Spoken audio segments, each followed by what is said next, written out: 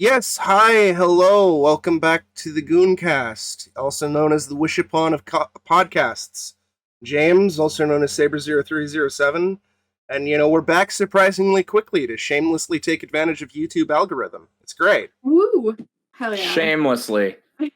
Shamelessly, I tell you. Absolutely. I forgot that we have dubbed ourselves the Wish Upons of podcasts. That got me. Hi, Yes. I'm Kat, aka the Attack Cat on Twitch. Dialogue designer by day, writer / artist / horror enthusiast by night. And once again, it is your boy Lee Alder, the Valley Jester, the Michael Bean of podcast co-hosts. And oh boy, I am really feeling this one today from a personal place, from deep in the cockles of my heart. Yeah, this Taking is advantage of that sweet algorithm. this is gonna be the to-be of podcast episodes. This is buckle up for 2 straight hours of the Valley Jester talking about Cammy's legs. Let's go. That's right, everybody. It's Street Fight. We're talking Street Fighter, baby. Yeah, but we're not talking about any of the games. Get fucked. We're talking about the 2 live-action movies, baby. Street Fight. Oh man, I just realized that would have been great if we did the Sonny Chiba movies instead. Oh man, what a missed opportunity. Sonny Chiba, he's a Japanese actor, and he was in a series of films in like the 80s. They're called Street Fighter, and they're unrelated to the video games. Oh, amazing. But Sonny Chiba's great. Sonny Chiba's great. We should have and then just been like, where's Chun-Li? Yeah, where's Cammy? Anyways, we're talking about the 1994 Jean-Claude Van Damme, Raul Julia joint, and also The Legend of Chun-Li. Hell yeah. No! I only want to talk about the first one. Well, there are 2 wolves inside you, Lee, and one of them is Irish. Oh, God. Oh, yes. Well, we'll get into that garbage fire. Yeah. I can't wait. Later. Oh, hold But on. first... Wait, hold on. I gotta see. Yeah. Keep going. This is gonna be a background thing. I feel like we're finally completing a puzzle that we started very, very early on in the history of this podcast. Because when you think about like mid-90s cash grab video game adaptations, Mortal Kombat and the first Street Fighter are the 2 that come to mind. I was going to say, we did Mortal Kombat super early. That's our second episode. Yeah. Yeah. So we've been sitting on this. And I haven't gone back to listen to our early recordings in a hot minute. And I'm sure, we hadn't quite polished ourselves into the diamonds of the goon mine that we are now. But our opinions still hold up. The Paul Anderson joint is fucking wild. It's the best video game movie as ever. all hell. All right, I will die on that rules. Hill. Yes. It rules. This does not so much rule. It is a shameless cash grab with a flimsy, nonsensical plot that we'll dive into in a second. But it's part of that era where they first started realizing, hey, maybe these video game things can actually get us some money on the big screen. Yeah. And it's anchored by one very charismatic but terrible performance from Jean-Claude Van Damme, and one unironically fantastic performance from the late Raul Julia. Absolutely. Yeah, it's great. It's yes. great. Holy shit. Like I think Street Fighter and the like Addams Family movies are like my 2, like whenever I think of Raul Julia, I think of those and I'm just like, he's brilliant. He's so good. He's so like I hate to just say I hate to say versatile because like that just seems very like, oh yeah, he can do a lot of things. He's an actor who can act. But like really you look at those 2 performances and they couldn't be more different, but yet they're the same level of entertainment. You know, like it's like on the one hand you have like, a campy but mostly like, within the universe makes sense performance in Gomez Addams, and then just the absolutely insane scenery chewing villainy of Bison. The unhinged madness that is Bison. Shit. Yeah. Yes. With some stellar dumb villain lines that he just effortlessly sells. Yes, and I mean, like, the for me, it was Tuesday. Iconic. Iconic, like, you don't even Fuck need yeah. you don't even need context for it. It's just, like, that one particular scene is just it's good on its own. It's good in, like, it's just good even in the sea of, like, so bad it's good of that movie. Yeah. That scene is just good. So It's fantastic. before we dive into too deep prematurely, what is everybody's relationship with the franchise in general? Because Street Fighter has been kind of a fixture in the video game community for decades now. Yeah. I'm just gonna say, like, I have completely missed the boat on, like, fighting games, period. So my understanding of them is mostly just, like, from watching Will play Guilty Gear, or watching my friends play Super Smash Brothers or something like that. So it's like I am very much a, like, well, that's neat. I don't know the characters super well. I don't have any, like, affiliation with, like, or, like, affinity for anybody in particular. I'm just like, oh, that's a cool design. Or, like, I hear some wild shit and I'm like, that's neat. But yeah, that's about it. Like, so so it's really interesting to come at it with, like, absolutely no knowledge, and then be asking you guys questions throughout, being like, okay, so, like, in the games, and you're like, no, this is nothing like the games. Like, no. Like, me being like, is Chun-Li's dad a character in the games? And y'all are like, no. He's like, dead. He's dead. Yeah, for me, like, growing up as a kid in the 90s, I was, of course, exposed to Street Fighter. I never really went to, like, any arcades or anything like that. I never even owned a copy of Street Fighter 2. I couldn't really get into it, like, at all, even as, like, as a teenager or adult. Just, it didn't necessarily quite click with me. I did get casually into Alpha 3 and then Third Strike, and I really, really love those games, even though I'm shit at them. I did play 4 and 5, and I'm most likely going to be playing 6, but, like, even 4 and 5 didn't really click with me, and I didn't play them substantially. But I've absorbed enough through, like, pop culture osmosis and seeing other people talk about them that, like, I have a gist as to what's going on, and, like, who Ryu and Ken and Bison, Cammy, Chun-Li, Akuma, all them are.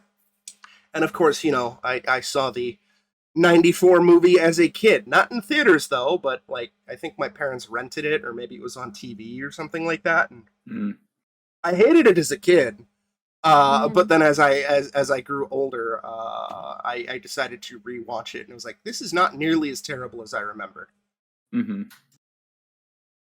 Still bad, but fucking Raul Julia kills it. So yeah, and a lot of stuff like that kind of scratches that sweet nostalgia spot of, like, growing up in the 90s, people were still kind of wading through those waters and figuring out, what worked, what didn't, and throwing a lot of bonkers fucking ideas to the wall and seeing what would stick. Nobody really knew how to adapt a video game, especially since most of the games would, like, have, like, the most bare bones story. Like, Super Mario Brothers is just like, okay, you got to rescue the princess from an evil turtle monster, and then that turns into the live action Mario Brothers movie, which I also turned into whatever the fuck that was. I also rewatched, like, 10 years ago, and I don't think it's nearly as bad as I remembered it as a kid, but like, it's definitely not fucking Mario.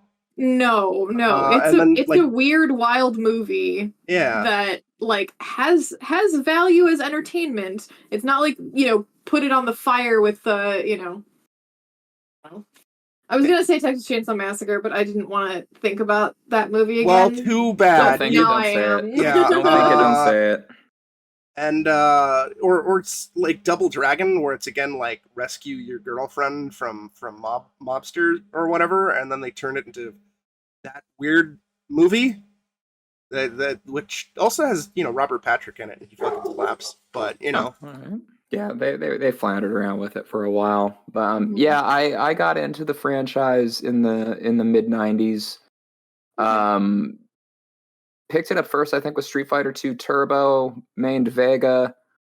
And then I Ah. kind of dipped out for a bit because I became a big Tekken nerd. Tekken Yeah, okay. is like That makes my sense. go-to. Like if I show up to, you know, a buddy's party and they've got the PlayStation out and somebody's talking a little shit, I use Tekken to bring them back down to earth. You know, I've mentioned in previous podcasts before that my brother Johnny and I would just kind of show up to people's parties, smoke all their weed, and just take them all on at Tekken. And then Street Fighter 4 dropped, and I'm like, okay, it's been a hot minute since I've jumped back in, but let's do this. And I actually had Johnny living with me at the time. So we went out and picked up a copy of Street Fighter 4, and then like all we did was just be in the lab. It would just be the two of us running match after match of Street Fighter, like for days. Damn. And it was fucking wild. That's when I transitioned from maining Vega to Cammy, and Johnny had mastered fucking Ken, no pun intended. And we just ran set after set after set. And now I'm super excited because I'm caught up in the hype machine of Street Fighter 6, which is dropping in a few days. I've got that shit pre-ordered and pre-installed and ready to go. Fuck yeah, dude. And they cut my girl's braids off, but they stuffed her into yoga pants. Thank God. It took her fucking 20 years, but they finally gave my girl a pair of pants. I can't wait to watch you go pro Cammy on stream. Oh, it's no mercy. Yeah, no fucking mercy. If you're listening to this at the time of release, Street Fighter 6 will be out, because we're again shamelessly taking advantage of the YouTube algorithm to maybe get like 2 more views from Renzi. Woo! Come on, buddy. Yeah. You know you wanna. Street Fighter's on the mind. Whenever I do play Street Fighter, because I'm again a casual basic bitch, I just do Ryu. Because like he's the noob character, but you know he's a solid character. All right. So as nothing wrong with classics. I have never played any of these games. Who do y'all think I would main? You strike me as a big tough grappler character. I think you would pick up Zangief. Oh, sick! Yeah. Okay. Cool. I figured you'd like crazy monster character and play Blanca. I do like crazy monsters. Ooh, yeah. I could see that. Yeah. Blanca goes yeah, I think we got a sick read there. I think it's monster or grappler. Yeah, there you go. There you go. I'm googling. I did Google Blanca when we were watching the movie because y'all were like, oh well. Y'all were talking shit about. Oh, he's cool. Okay, neat. Yeah. And then Zangief is the big burly bear Russian man. Oh, I know Zangief. And Zangief is best boy. Yes. He's too big, pure. Dumb Russian himbo. Yes, must be protected at all costs. Yeah, you guys. Yeah, you pinned me. Yeah. Now, if you wanted to be really pro, depending on the game, you'd main Dan. Oh, Dan. Let's talk about Dan really quick. Dan. I never thought I'd have an opportunity on this podcast to talk about Dan. I figured you did. That's why I wanted to segue into Dan. Oh, let's fucking go. Okay, he's a joke character. I'm seeing pictures of him, and he just is a dude. he's the joke character of the franchise in that there's a whole type of martial arts and like a subset of characters that they just call shotos. So Ryu, Ken, Sean. They all have like similar forms of karate to each other, and they're not quite clone characters, but they kind of are, like before Super Smash Brothers really made it a thing. Mm-hmm. And then they brought in Dan. Well, specifically though, it's because SNK decided to basically like include a character like that was kind of like knocking Ryu, if I remember correctly. I think it was in maybe King of Fighters or Fatal Fury or something like that. And then Capcom, in response, made Dan, who's basically a parody of like an SNK type character, except for he's terrible. Yeah, his moves suck, like on purpose, So, like, you put in the same input for the Hadouken. Okay, Ryu throws a fireball. Ken throws a fireball. Dan puts out his hand, and, like, a little fart of smoke comes out with, like, a little burst of blue. And he's like fucking hyped on it. He's like, yeah, check my shit out. And they had him as this horribly underpowered joke character for a long time. And then in newer editions, they've tried to make him actually more playable. Starting with Street Fighter 4, you could actually like solidly main Dan and have him be good. But yeah, that's Dan must be protected at all costs. He's the way he describes his personality as Dan can be best described as being his own worst enemy. Yes. They changed his kit in the newer games to focus around a taunting system, so he just talks shit. Yeah, excellent. Kat, I just sent a gif of one of Dan's taunts where he just slaps his ass. I see. Where he just slaps his ass. Yeah. Yeah, Dan's great. It's great, yeah. Beautiful. All best SF players play Dan. I also... Amazing. I also noticed that I believe his last name is Hibiki. Yes. Which I can't see that name and not hear it said in Walter's himbo voice. Hibiki. Yeah. So that gave me a little extra chuckle when I read that. I was like, oh. Beautiful. So should we dive into the first feature film? Yeah. Hell yeah. Let's get it started. Where do we start with this piece of shit? Oh my god. Well, I mean, I think we can kind of start with some good things. Because I think there are, first of all, Raul Julia. Yeah. And I also think there were like a handful of genuine moments of comedy that like actually worked. This movie has to not be taken seriously at all. Yes. Yeah. Yes. Mortal Kombat you can kind of approach with like, okay, play it straight. And you get like a little bit of the levity from like how outlandish the setting is, or Johnny Cage being funny. But if you approach it as a straight up, high stakes tournament of death, you can walk away from it satisfied. You can't approach this with anything other than tongue-in-cheek self-awareness. Yeah. Yes, exactly. You will not get intense battle to the dramatic battle to the death with stakes from either Street Fighter movie. Probably a little bit more in the 94 film, I think. The movie is definitely trying to be more fun and silly, like just a dumb popcorn flick. I would say that a fair amount of the fight sequences are actually, decently choreographed, and at the very least, like, our lead, Jean-Claude Van Damme, can fucking do his own stunts and do martial arts and whatnot. Yeah, he's great. And like he's like, a lot of people dog on him for his acting chops, but for me, he kind of falls into that camp of like with Schwarzenegger, where like he's got mad charisma. That can help him carry a performance. Yes. With enough heart and a weird enough face, you can make it in Hollywood. Yes. Yeah. I'm gonna say not so much Schwarzenegger, because I do think he has like a little bit more like, I mean, he doesn't have range, but he does have a little bit more range than Van Damme. Sure. I would say like Sly Stallone. I was gonna say among like the like WWE wrestlers that have made it big. Oh, like Batista. Okay. Yeah. I would say he's around there, where it's like he needs the right kind of direction and he needs the right kind of role. Yeah. But like or like The Rock, where it's like, he's charismatic, he's going to carry a film. Yeah. I had to think about that after.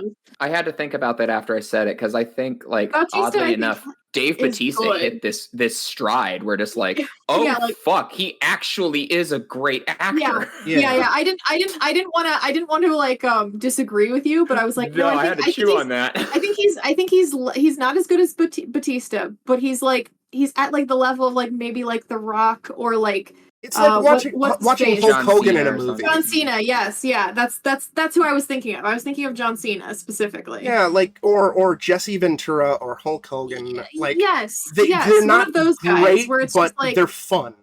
Yeah, there's that next tier up where they're all below Batista and Roddy Piper. Yes, yes. Also, I will say that I'm gonna give a small shout out to an animation friend. Van Damme, like, 10 years ago or so, released a series of green screen like clips. And basically as part of a like, hey, everybody on the internet, take these green screen clips and put me in your movie. And it was just this like very fun, like they're all like generic action one-liners, and they're so fun. So a bunch of people like took them and ran with them and did cool little like, you know, like attempts at like an action movie kind of thing. But my friend made a parody of the an animated parody of the how many licks did it take to get to the center of a Tootsie Pop commercials from like the years and years ago with like Mr. Owl. But it's just Jean-Claude Van Damme is in them and it's great. Like beating the shit out of everybody, and it's wonderful. Yeah, that's kind of like we'll drop a link to the video in the YouTube. Yeah, hell right? Yeah. That's the kind world of like must see this. Yeah, it's really good. That's Shout kind of out like to my old buddy Ben. The other things with Van Damme too is he's not afraid to like poke fun of himself or be silly. Exactly. He's not like the Steven Seagal type where Steven Seagal is like, I will not show weakness. I need to be 100% serious the entire time. Yeah, and then you watch his new movies and they're like the goofiest shit because he's just like he's an old man who like can't do martial arts anymore, but like the movie is trying to pretend that he's doing amazing martial arts. Yeah. That kind of stuff. And I think I saw some stuff about like The Rock is kind of getting to that point too, where like he won't take roles that make him like he won't take villain roles or anything like that. Like The which Rock is why has it in his contract. Yes. He cannot lose a one-on-one fight. Yes, which is why like the Black Adam movie was kind of the way it was. 'Cause it's like he can't be the villain in a oh god, what's the name of the not the Flash? Fucking what's the name of the kid? Shazam. Shazam. Yeah, he can't be the villain in a Shazam movie, even though that's what Black Adam is, because the villain in a Shazam movie needs to lose to Shazam. No, well that's why they skewed the whole thing in that creative direction of like Black Adam's not actually a villain. He's like misunderstood and like he's the king of a people who were killed. It's like, and, like nah, dog. You're a bad guy. Yeah, and like the thing is like that could work, but you need to I don't know. You need to approach it in a way that Black Adam did not. They kind of tried to be the goofy like fish out of water comedy, but also this like super self-serious like oh like he's he rose up and like he's got a dead kid and he's he's out for vengeance but also has a heart of gold secretly, and you're just kind of like he's so much more compelling if you just take away the goofiness and the keep the secret heart of gold, make him a complicated villain, make him a villain you maybe don't want to see lose because you're like, wow, you've been through some shit and like the people you're going up against maybe deserve to be brought down, but maybe not the way you're doing it. Like there's ways you could have done it that would have been compelling, and but the ego couldn't be put aside. And Van Damme at the time in '94, Van Damme was coked out of his mind. Yeah, he really Van Damme was huge. He was on like the Stephen King diet when they were doing Street Fighter. I mean, yeah, I can see that. Yeah, but at least he showed up and did his shit, and he honored the extra day of shooting to do motion capture for the video game adaptation of the film. Yeah, amazing. It's Street also Fighter, the movie, the game. Yeah, the legendary Street Fighter the movie. Now, to be fair, when I say he showed up to honor his day of shooting, I mean he showed up for 4 hours. Yeah. According to the wonderful Matt McMuscles, who did an episode of What Happened on it. It's a great watch. Jean-Claude showed up for 4 coked out hours and shot some stills on a blue screen and then went home. Yeah, it's actually funny too because originally Mortal Kombat was supposed to be a video game adaptation of a Jean-Claude Van Damme movie, like Bloodsport or something, and that fell through. And then they wanted to try to get like Jean-Claude Van Damme to basically be Johnny Cage, and that fell through. So then they just, made Mortal Kombat. And then I think, I've heard conflicting reports, I'm not entirely sure, but supposedly Jean-Claude Van Damme was approached to be Johnny Cage in the live-action movie. Yes. But like he turned it down for Guile in Street Fighter. Yeah. They wanted to bring it full circle again, and it didn't work. But now they're trying to bring it full circle again in 2023, because with the reboot of Mortal Kombat that's coming out this year, there's going to be a DLC outfit for Johnny Cage that makes him Jean-Claude Van Damme. Yeah. Oh, amazing. Yeah, it's so kind of like all about that. Yeah, they've done a few of these celebrity cameo replacement things before, which has been kind of neat. Like Mortal Kombat X had DLC that replaced Jax with Carl Weathers.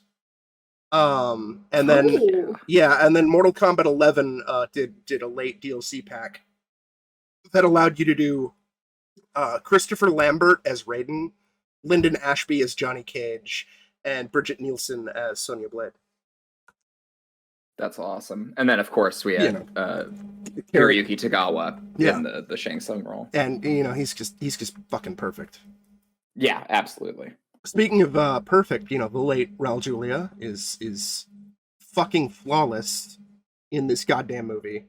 Doing every goddamn fucking scene he's in. Mm-hmm. Elevating this fucking Drek material. let me set the stage proper here for all those who are so empty in life as to have not filled that void with Street Fighter the movie. Okay. For all intents and purposes, the overarching quote storyline of Street Fighter is kind of fucked. You've got several isolated smaller stories that are sort of linked together by the fact that Bison equal bad. That's about the size of it. More or less, yeah. Now, if anything was going to approach the idea of a Street Fighter movie, realistically, because of the weight of their impact in the story, you would want your lead characters to be Ryu and Ken. This was something done pretty fucking well by the animated movie that came out in the same year as this. The Street Fighter II animated film is pretty fucking good. It centers mostly around Ryu and Ken with a side story of Guile and Chun-Li working together and taking the fight to Bison. Now in this, they have Jean-Claude Van Damme taking the role of Colonel Guile. The most American thing ever. The most super I Am America man of all time, played by Jean-Claude Van Damme. The muscles from Brussels. Should have gotten like I don't know, even someone, not even like, you didn't even have to go with someone American, just like Dolph Lundgren. Dolph Lundgren. Oh my god. Yes. Hell yeah. So you've got Guile trying to take the fight to crazed madman M. Bison, ruler of not criminal organization Shadaloo, a country. Yeah. He's pulling a Dr. Doom here. He's already got a landmass and a people, and they're playing him as more of a tyrannical dictator as opposed to a singular like crime lord. Yeah. Which I'm kind of cool with. That's a fine direction. Especially since like the fan base kind of refers to Bison as dictator anyway, because the whole name kerfuffling with the three characters. Like it's like dictator, boxer, and I forgot what Vega is called. Matador. Matador? Okay. I think Matador. So they shift this story into being the United States trying to liberate this oppressed country from Bison, who has a bunch of hostages that he's threatening to kill off unless his ridiculous demands are met. And they kind of shoehorn in the other pivotal characters of the story. Chun-Li, who is supposed to be a member of Chinese intelligence, is now a news reporter. Yeah. Mm-hmm. Which, okay. Yeah. And her news team is E. Honda, who is now Polynesian instead of Japanese. And you know what? I actually like that. I like what they did with Honda. I'll take it. Yeah. And her cameraman is Balrog, who is supposed to be one of Bison's most trusted generals. Yeah. But okay, whatever. Sure, let's go for it. Now what about Ryu and Ken? Our two wandering martial arts masters who are trying to avenge the death of Goken and find their way in the world. They are con artists and gun runners. Yeah. And Yep. they are getting in deep with Sagat, who, again, instead of being one of Bison's most trusted allies, Instead of being an honorable fighter, he's now a crime lord. He's now a shitheel crime lord. Yeah. It's great. There's no attempt to preserve the integrity of the characters when they're pushed together. There's none. They not go, even the most fleeting attempt. They do a handful of moments to try to make the characters look on brand. Like, of course, Ryu and Ken get their iconic gi. Vega looks great. Vega looks great. Fucking Zangief. Inexplicably, Balrog gets boxing gloves and a boxing outfit at the end of the movie. Doesn't matter. Yeah, Cammy gets her iconic outfit by the end. Fucking Dalsim, who's now a bison scientist under against his will, gets chemicals. He gets ecto-cooler splashed on him, which makes him go bald. Okay, let's talk about Dalsim. Yeah. Let's talk about Dalsim and Blanca. Yeah. Okay.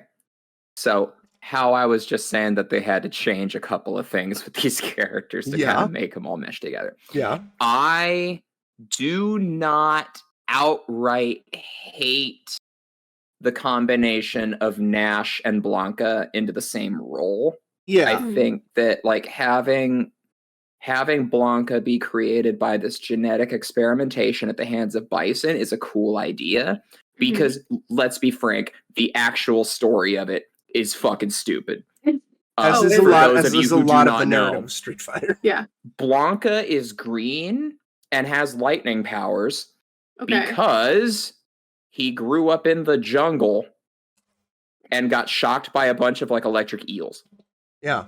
Wait, isn't that the exact like origin story for fucking the lightning guy in Electro Spider-Man? Amazing Spider-Man 2? He falls into a vat of chemical electric eels. eels. and he's green in the comics. No, he's yellow in the comics, and then he's blue he's in the got a movie. green outfit too. Oh well, he may have a green outfit, but he's got yellow electricity. Yes, he has yellow electricity, but he has a green outfit. Yeah. What the hell? Yeah, he was in a plane crash. It was in a plane crash as a baby or a young kid. Okay. And his mom got killed in the crash, and he was just left in the woods. And then eels happened. Yeah.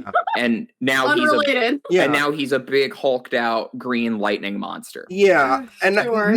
Making him be the product of like Bison brainwashing and genetic experiments and really leaning super hard into like the Hitler idea of like creating a super soldier, like Mountain Dew injected straight using into his black veins. magic and shit. I'm like, yo, yeah, this is a cool idea. And then have it be Nash, have it be Guile's best friend. Let's go. Yeah. And like to the movie's credit, right?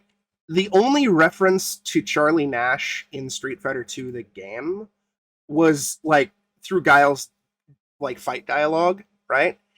Charlie Nash was just a backstory character. He didn't get it. He wasn't fully fleshed out into an actual character until Street Fighter Alpha, which came out like a year after Street Fighter the movie came out. So it's like he wasn't quite a zombie yet. Yeah. So the movie they were just like, or Chris Klein. The movie did not know who the writers. They were just like, oh, Guile has a friend named Charlie. Let's incorporate that into Blanca. Sure. And also because of like localization stuff. In the Japanese version, he was known as Nash. And then when they translated Street Fighter 2, they changed it to Charlie. I don't know why.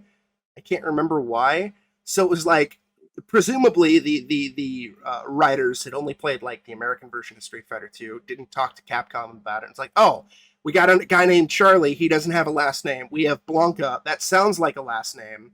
Let's just combine the two characters into Carlos Charlie Blanca. Mm-hmm. And it's fine. You like it's dumb, sure, but it's fine.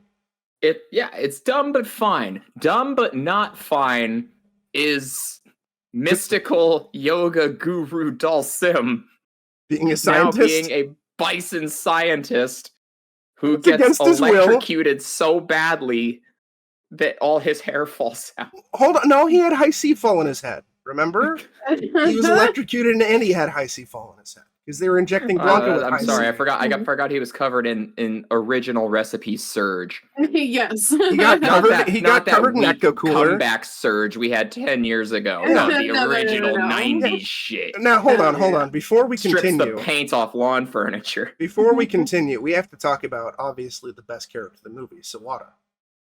Oh, please. Please, let's talk about Sawada. Yeah, so if I recall correctly, unironically hyped for Sawada. So if I recall correctly, Sawada was like kind of a forced thing from Capcom.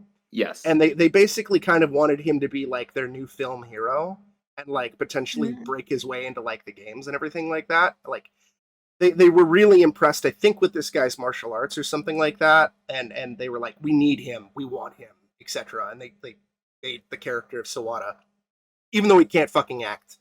Yes, originally he was supposed to be Fei Long. Yes. And then Sawada. And then Sawada happened. And Sawada's only game appearance is of Street Fighter, the movie, the game. Mm-hmm. And Capcom has basically abandoned the character of Sawada and bring back Sawada as DLC for Street Fighter 6. It's fucking unfortunate cowards. because Sawada has the greatest finishing move of all time. Yeah.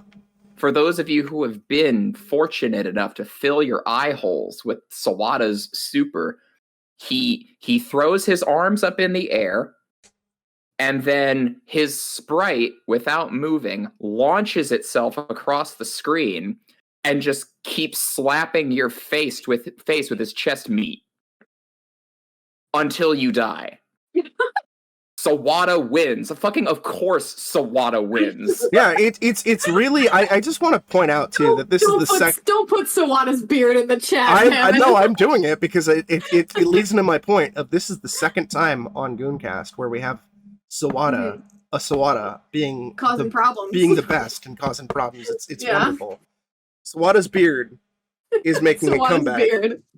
It's the best. In fact, I'm making a note right now. What are we at? To throw up Sawada's beard on the YouTube version. As we talk about Sawada, an unrelated Sawada. Yeah.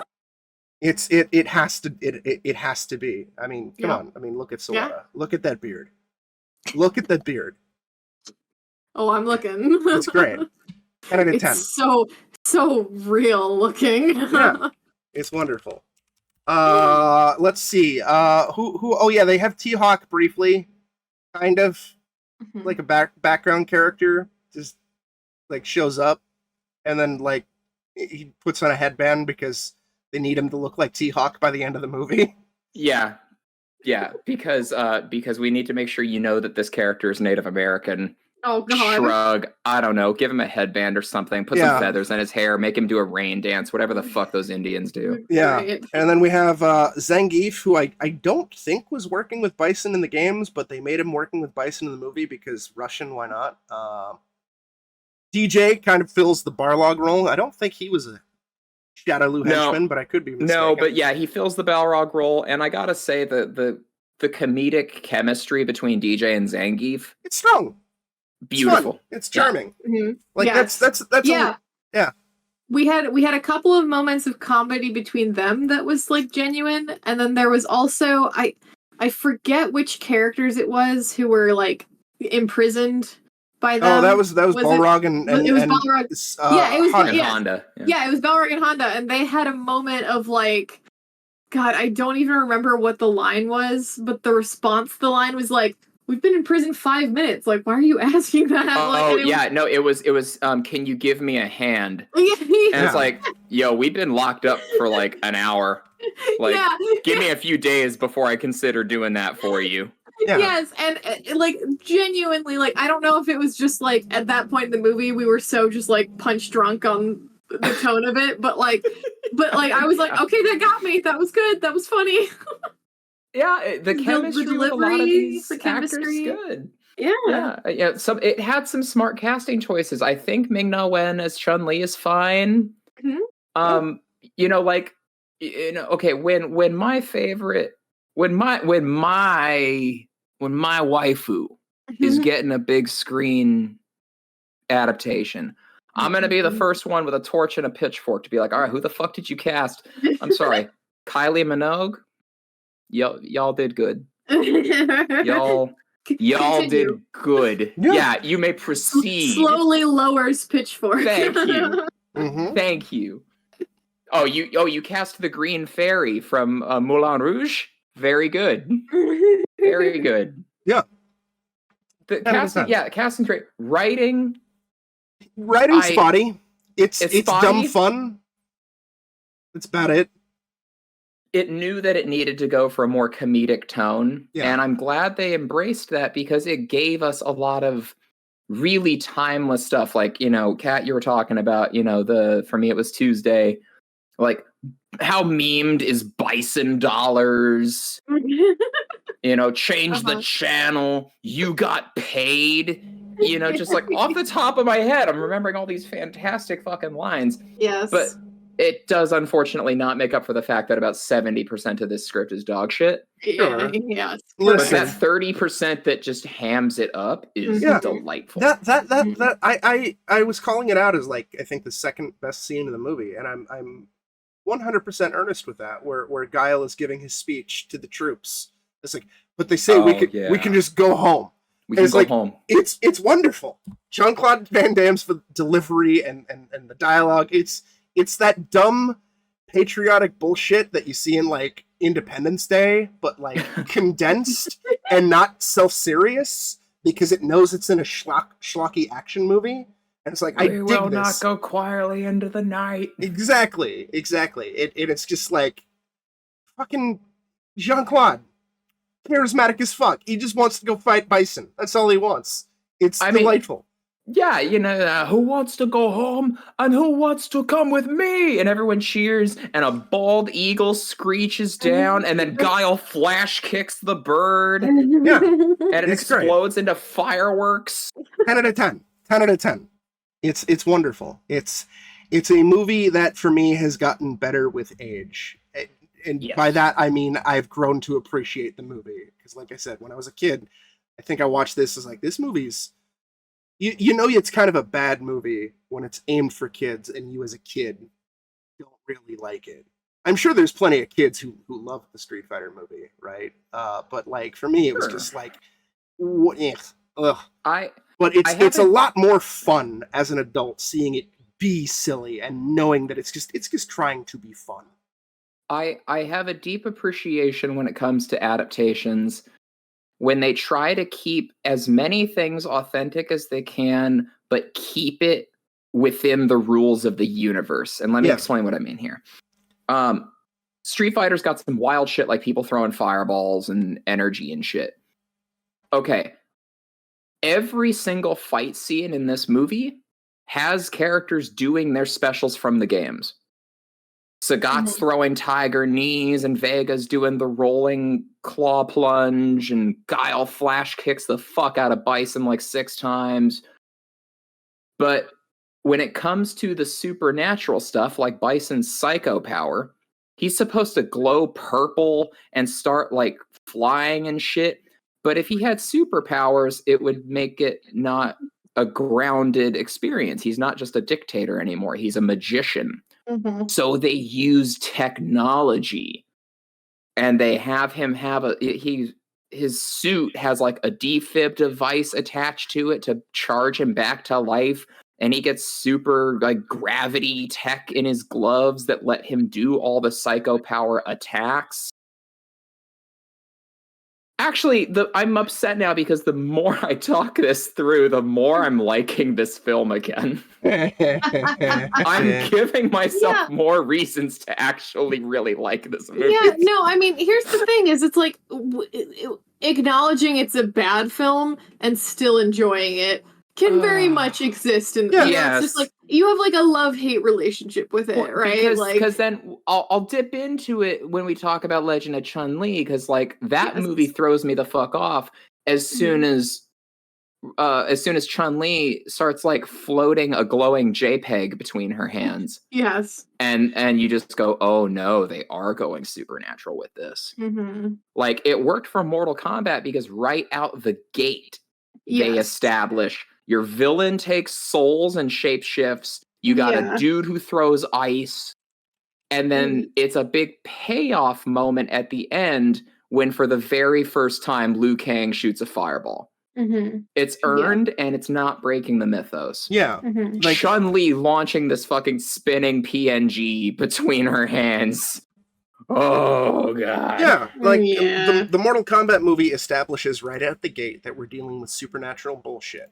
Yeah. We got sorcerers, we got thunder gods, we got specters, we got pyromancers, bird ladies. We got overpaid Hollywood actors. Yes. We got lizard people, we got four-armed monsters. Like it's going straight out the gate into like fantasy, not grounded. Let's have like whatever.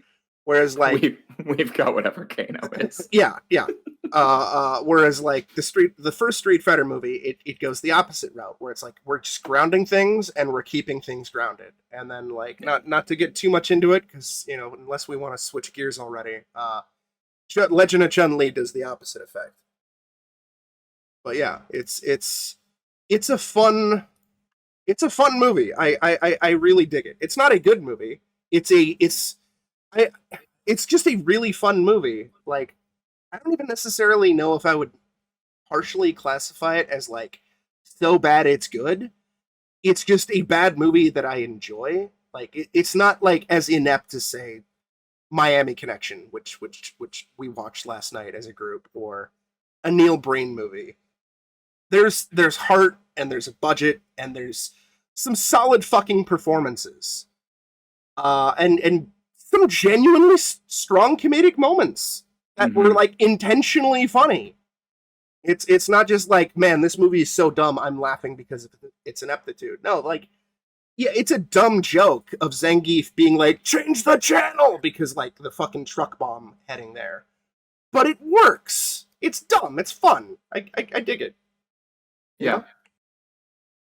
So I'd be down to switch gears if you two have said your piece on this fine piece of cinema.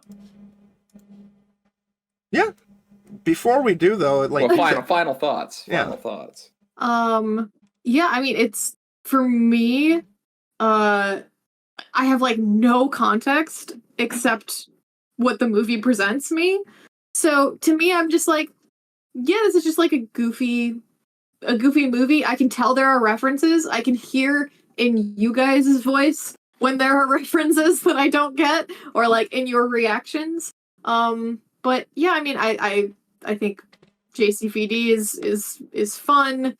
I thought Raul Julia was fun, and those two performances were enough to just keep me entertained for like the whole movie. Yeah. So I'm just like, am I gonna put this on my like favorite movies of all time list? No. But I'm not gonna turn it off if somebody's like, let's watch Street Fighter. Like, no, I might not seek it out ever, but Before we continue, do you hear that? Oh, it sounds like a distant tiger growl. God damn it! No. For context, because neither of you two could hear it, I've had a tiger sound effect queued up on YouTube for the past. Oh. And I just played it. So it was a beautiful segue. Beautiful segue to beautiful segue of us being confused, being like, what are you talking about? What are you talking? Well, I mean, it's a segue because Street Fighter, the Legend of Chun-Li, and Bison's fucking tiger growls. Yep, unmotivated tiger growls. Yeah, it's wonderful. So I definitely have way more to say about this movie because it's more baffling to me. Yeah. Like the 94. Also, I will say, like, the 94 movie I've seen before, so I've already like had come to terms with like it's goofy fun, but like I'm not gonna take it too seriously. This one's just like, fuck. Legend of Chun-Li. I apologize for recommending we watch this.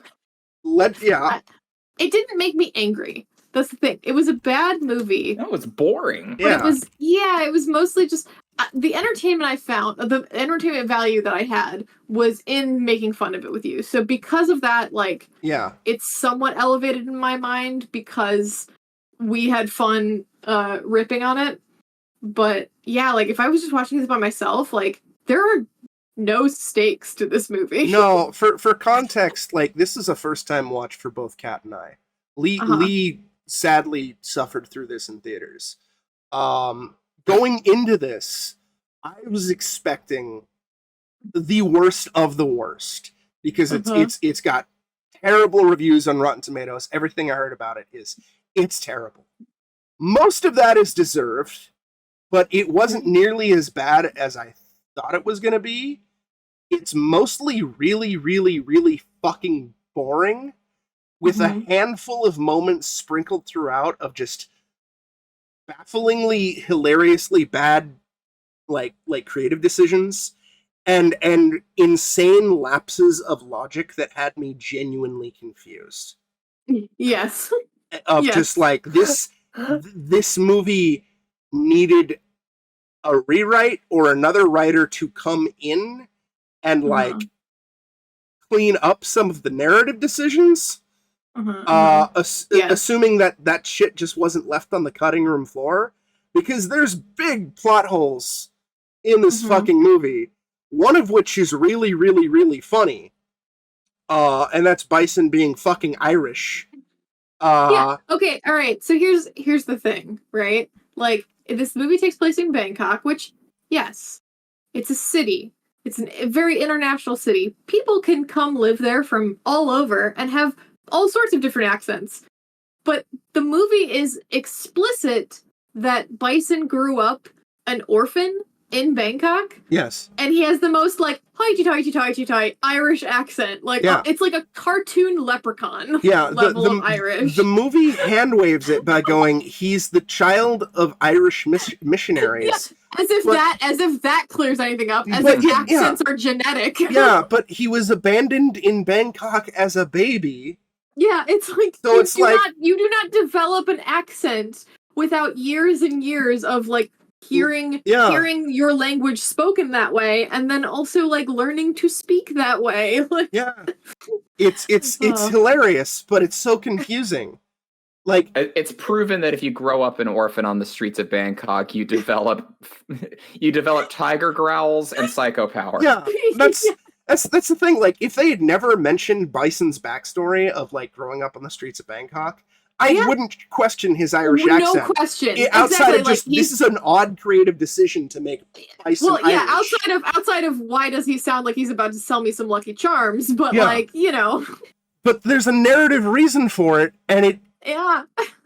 You can drive a fucking semi-truck through that hole, and then we get more into Bison's backstory of why Bison is the way he is. And like, he takes his pregnant wife to some secret cave and like murders her and rips out the baby. And the baby lives. The baby lives, and the goodness of him is transferred to the baby. And then at some point, which is never explained in the movie, between his backstory and modern day, I guess the baby daughter disappeared and went to Russia? She goes to... Well, I mean, or she could just be being raised somewhere else in Bangkok where everyone develops a Russian accent if you're an orphan in Bangkok. Oh, that's it. She was in the Russian district. Yeah. Yes. and he needs to get her back for some unexplained reason? Yeah.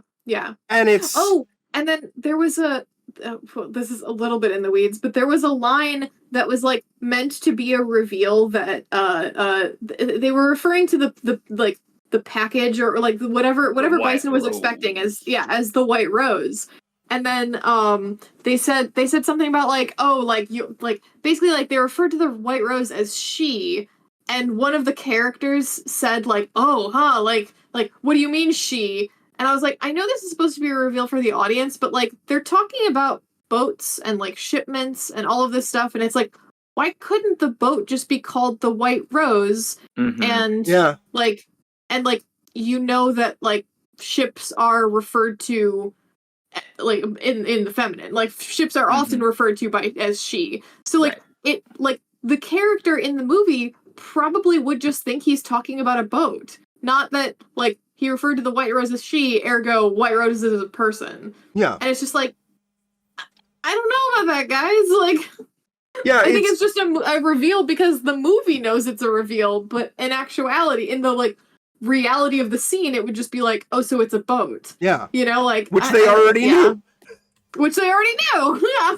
It's all right. We're getting a bit ahead. We're getting a bit ahead. The movie starts off with montage of Chun-Li's dad, who's not dead, and we get the one good action scene in the movie.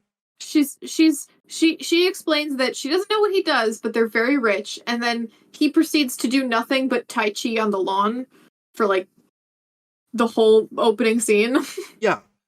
And then we get the action scene, and even though Champagne, or I think it's Champagne, doesn't light on fire because there's not enough alcohol content, he lights a dude on fire with champagne, and it's fun. It's the one well choreographed fight scene in the movie. Oh, I'm sorry to interrupt you here, Saber, but let's not forget the fact that this person becomes doused in champagne because he takes the bottle by the neck and pushes his hand into the cork. Yeah. And makes the bottom of the champagne bottle explode into a cannon of champagne. Yes. Yeah. Somehow. Yeah, it's great. 10 out of 10. 10 out of 10. Yep. And then and the fight scene is Michael Clark Duncan is the main henchman guy. The late Michael Clark Duncan shows up in one of our patented Jared Harris in Morbius, what are you doing in this movie roles? Yeah. Exactly. It's just like, what? Like, and I mean, it kind of seems like he's having a blast. He's having fun. He's hamming it up a little bit. He's not phoning it in. He's not phoning it in, no, but you're just very much like, sir, you're so much better than this. Yeah. And then there's a fun fight scene even his role in like Daredevil, he was like, it's like, do it. There's a fun fight scene that ends with Chun-Li's dad being abducted by Bison's goons. She thinks he got killed, but then later it's revealed that like no, he didn't, and then she's like, I'm gonna go live on the streets for a bit. Well, she thinks that he got killed because the movie needs her to think that he got killed, even though it's pretty clear to us that he's not going to be killed. And then she grows up and becomes a famous concert pianist. And then she gets some like mystic scroll that's written in like ancient Chinese. And she decides to drop everything that she's doing after getting it translated to find her dad, because it's like it's telling her to come to Bangkok and she'll find out about her dad there. And then she willingly becomes homeless despite being rich. And it's like she's there for like 5 minutes and already eating like dead rats off the street and shit type homelessness. And then she gets into an actual street fight, and then stumbles across Robin Shu, who's playing Gen, and he's like, "Yo, I used to work for Bison. Your dad's alive." Is Gen a real character? Yes. I think I asked this during the movie. Okay, yes. He is. Okay. He's much older in the games though. Gen was originally Gen is her teacher, but was also a friend of her father's. Okay. Yeah. I see. Oh yeah, he's way older. The fucky thing here is that they could have actually just stuck to Chun-Li's actual like character arc and reached the exact same destination. Like the concert pianist thing, I don't know where the fuck they got that from. Chun-Li got into martial arts because of like a performance she saw during an opera. So like she had an artistic background, but she became a detective. She joined Chinese intelligence and did so specifically to track down Shadaloo. So, okay, there you go. You could actually just like follow the actual plot that the character has established. And not need to involve ancient scroll that leads you to become homeless to learn the power of the noble hobo. Yeah, like there's like a competent like Jason Bourne movie in there. Yeah. Hell yeah, there is. If you just did that, but instead they were like, no. Yo, fucking okay. Have her do the Chinese intelligence thing, right? And then to get her closer to Shadaloo, she has to begrudgingly get partnered up with another agency. Enter Chris Klein. No. And she has to start working with Charlie Nash. There you go. Who is a fantastic, absolutely chaotic man in this movie. Yeah. But if we had that, we wouldn't have had Charlie Nash's interactions with non-character Maya, because she's not a character from the games. Moon Bloodgood, right? Yeah, like, where they're just consistently like 2 words away from fucking each other the entire goddamn movie. Yes. Yeah. Which is great. I really value when we were watching the movie. So again, it was a first viewing for them folks.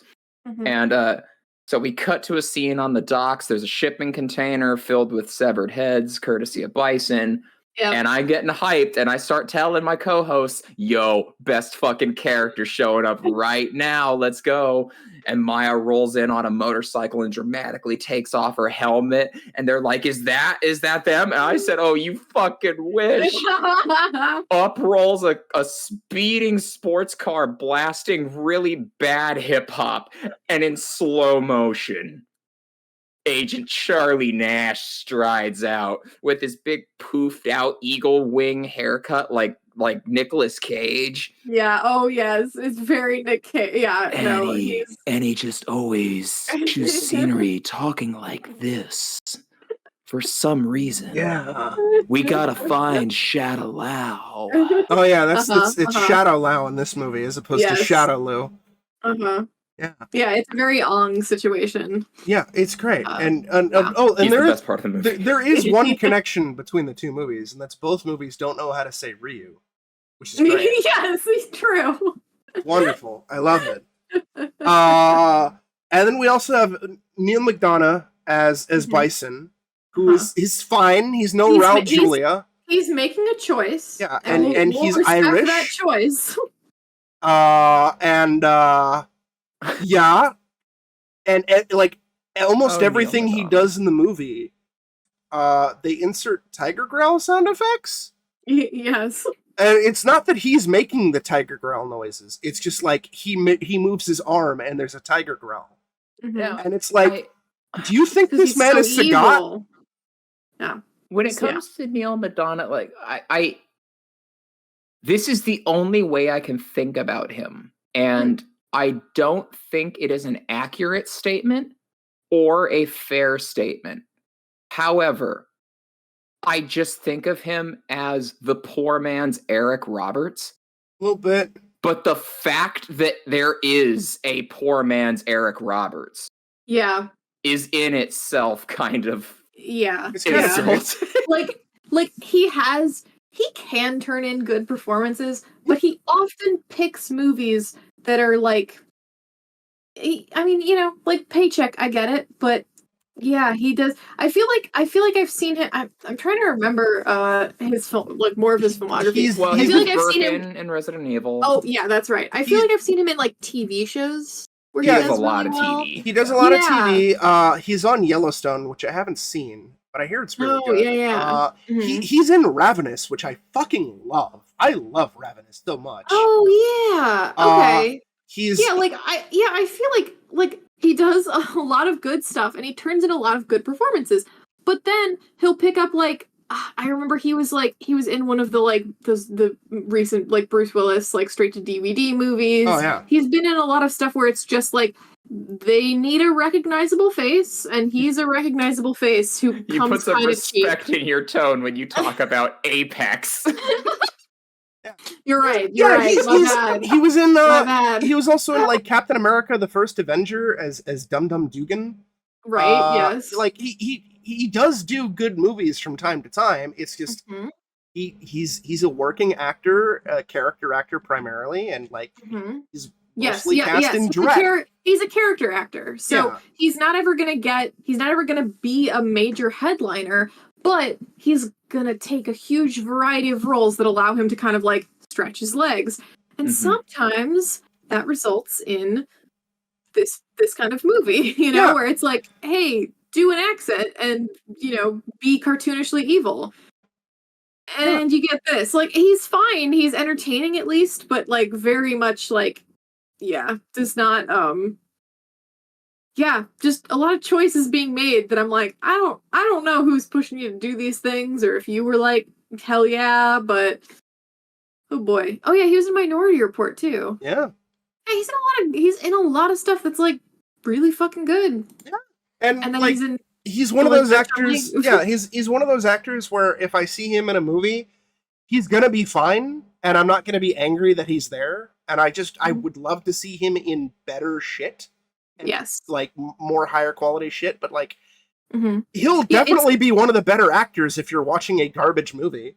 Exactly. Yeah. Like if he's in a movie, I'm not gonna like turn it off, but I'm also not gonna seek out something with him in it. I might be like, oh hey, Neil like I recognize him, cool, like and then be excited. But if he's the most recognizable name, you might have a problem. Yeah. or like the second most recognizable name after like Bruce Willis or something. Yeah. So on the note of like actors and casting and whatnot, Lee, could you please get into the taboo subject matter of Vegas casting? Oh, you motherfucker, you. I hate you, James. I hate you. Okay, so oh Christ, where do I start with this? I feel like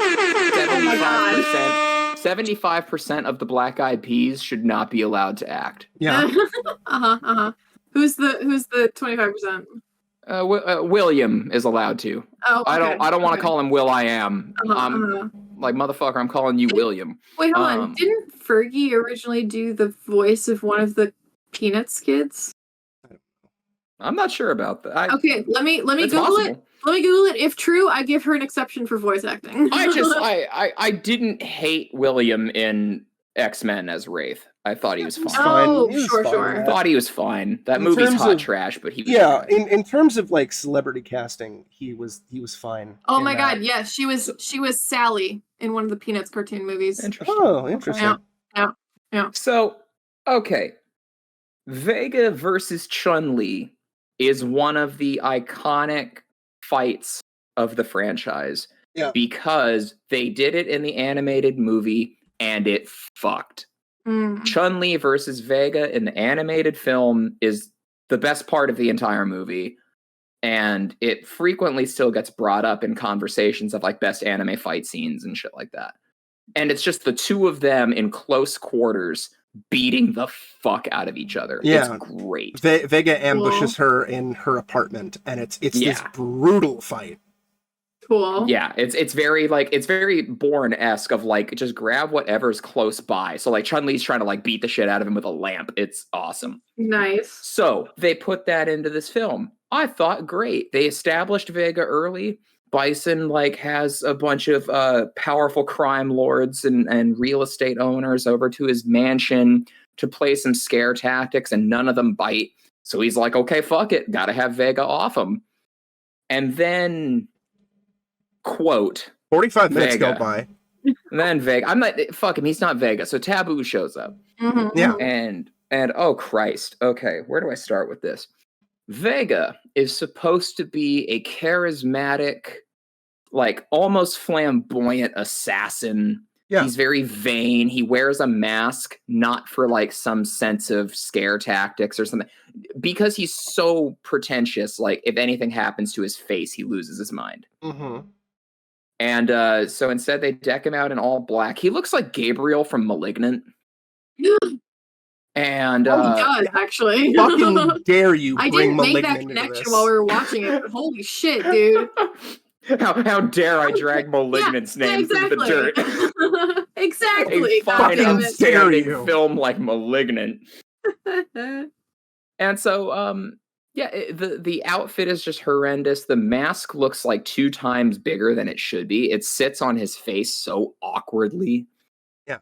And the fight scene lasts dead ass maybe 30 seconds. Yeah. Before Vega is mercilessly jobbed out and Disappears from the strung fucking up by movie. his legs over the side of a building like Spider-Man. Yeah. And as soon as the sequence concluded, Kat, I believe it was you, who said like, "Oh, that was it," and I said, "Yep, and he's not coming back. That was it. Yeah, He's written off." She Batmans him, and then he's just not in the movie anymore. Yeah. Yeah. What is bad? It's terrible. A heinous treatment of a character. Yeah. Yeah. Because like I can get on some of these for being like not faithful to the source material, but they at least do something cool. Sure. Yeah, exactly. Like Robin Shu as Gen. Mhm. Gen is supposed to be like 40 fucking years older than Robin Shu. He's like an old mystic. Mhm. But Robin Shu is fucking Robin Shu. Like, Yeah. awesome. And So I would be open to a different interpretation of Vega if it wasn't just so abhorrent. Yeah. It's sometimes you can do a really good thing just by fucking with the source material slightly. I mean, again, like and sometimes it works out for the better, like the most in terms of other video game adaptations.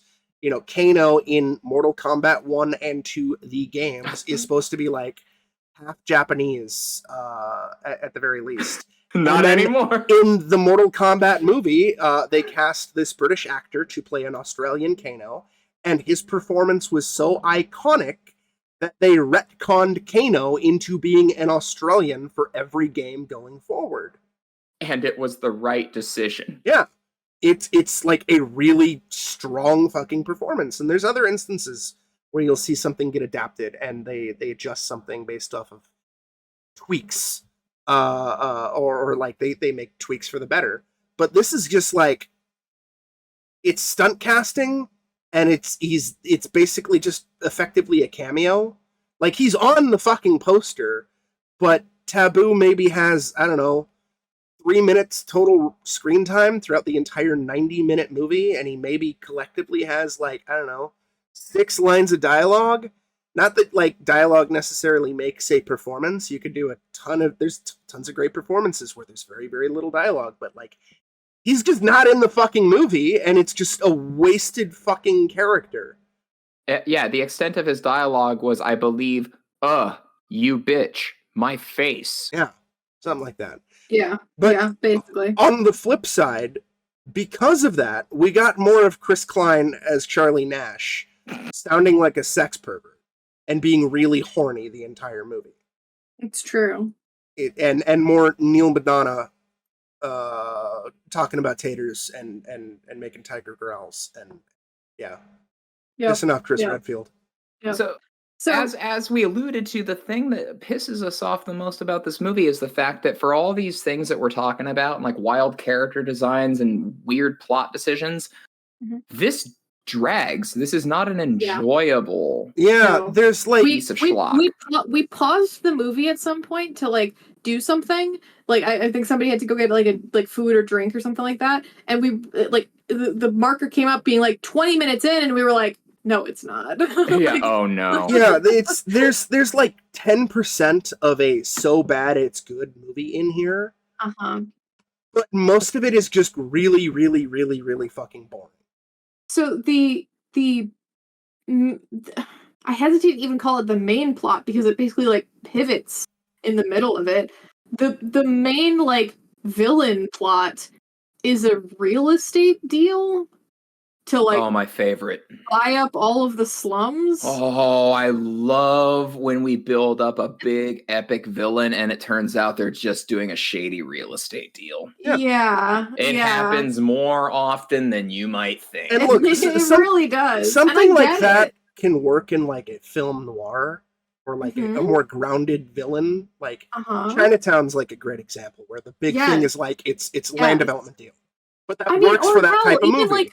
Like Daredevil or some shit where it's like, oh, he's a lawyer by day, so it makes sense for like the villains to like, you know, I mean, comic books do that kind of stuff all the time, but it's not the main part. It's usually like, okay, they're buying up all of this, they're doing shady real estate deals, which is already bad, but on top of that, they're doing it so that they could drain all the power out of the city to fuel their the reactor to transform the whole city into dinosaurs or some shit, right? It's just it's that kind of thing where it's okay, the shady real estate deal is the start, but then what's the true the over the top villain bullshit that happened? No, it's just even then you buying that. You could potentially even if it's just buying shady, doing shady real estate stuff, you could potentially do something and make it interesting. Yakuza 0, its main plot is about real estate. It is a real estate focused narrative.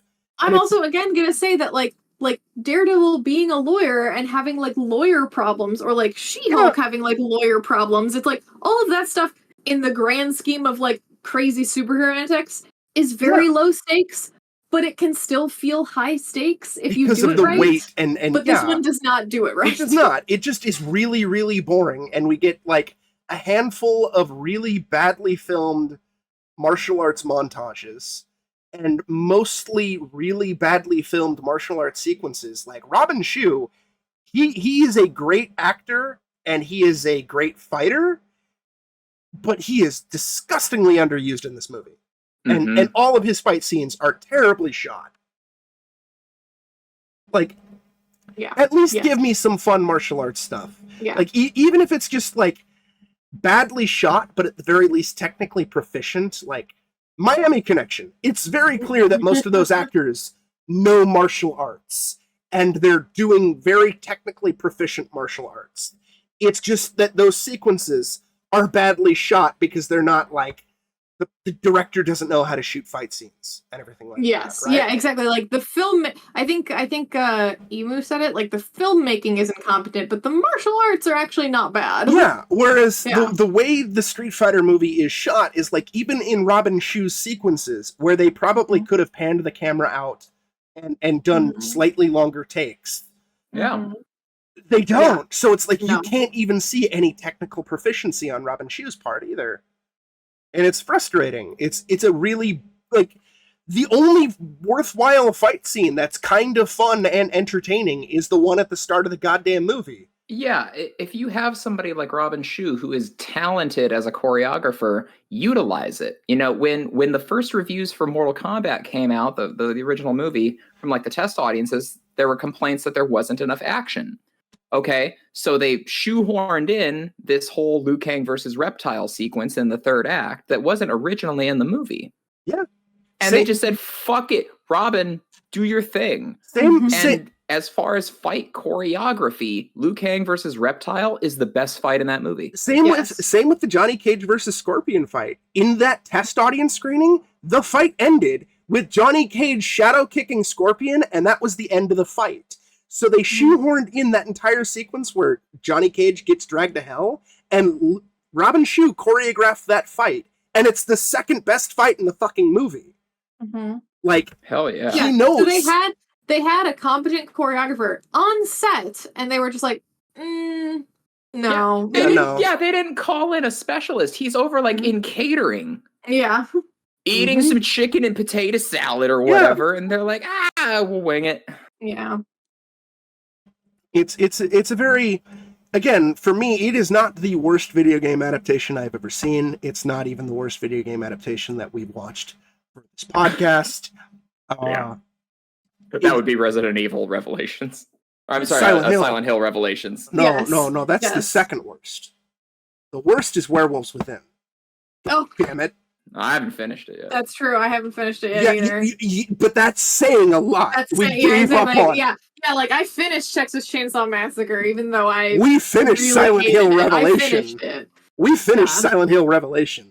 But I've seen it multiple times. This movie is just mostly really, really, really fucking boring. Yeah. Mortal Kombat Annihilation is a bad movie, but it is so bad it's good. Exactly. In some instances, it's a lot of fun in terms of its weird casting decisions, and at least most of the fight scenes are still entertaining to watch.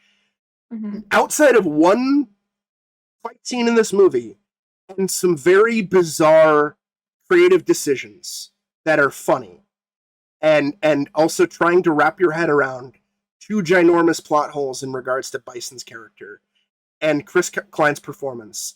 The movie is a slog. It's not the worst shit ever.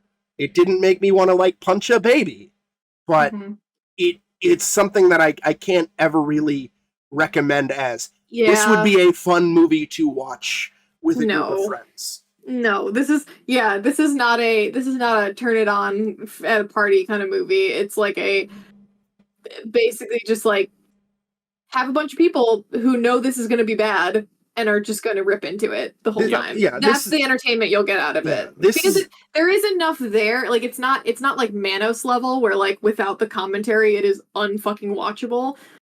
But it is boring to the level of like, don't watch it by yourself. Yeah, you're just gonna turn it off. This is the only reason you should turn this movie on at a party is if you want people to get them to vacate the premises. It's like the ultimate like get out of my house. I'm putting this movie on. Like it is just mostly a complete boring slog.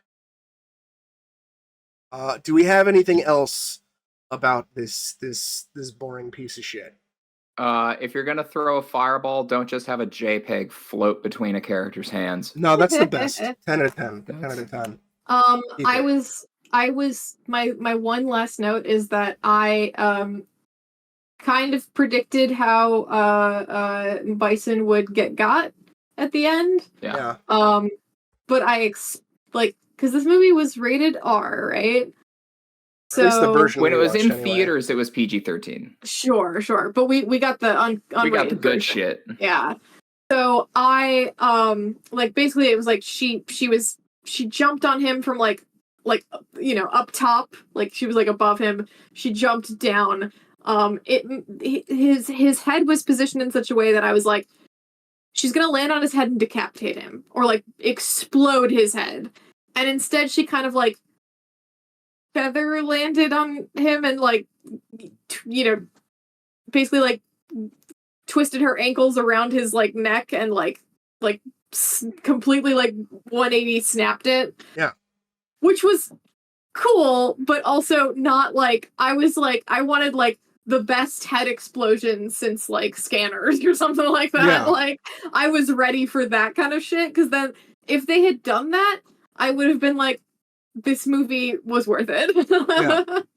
But they didn't, so it wasn't. And as his head explodes, there's a tiger growl. Yes. Exactly. Like a tiger scream. Like it needs to be a sad tiger noise. Right. Yeah, exactly. Like sad tiger noises. Yeah. It'll be great.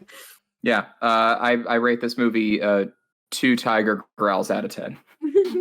I rate it 1 spinning bird out of 100. I rate this. Oh yeah. We forgot about spinning birds. Here's this amulet with a spinning bird on it, and she goes, "Oh, this is going to be my whole personality for the rest of my life."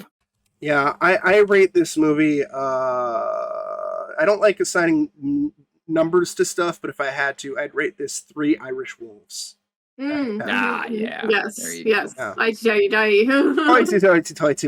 My taters and the family. Yeah. At the end of the day, don't watch this. Go watch the '94 one with Van Damme, and then even go a step further and just don't do that. Just go watch the animated movie from the same year, and then really even don't do that. Just watch the clip. Play Street Fighter, and then to go one step further, don't even do that. Just watch the clip of Jackie Chan from City Hunter. Yeah. Yes, we did turn on the what was it? City of what? City Hunter. City Hunter.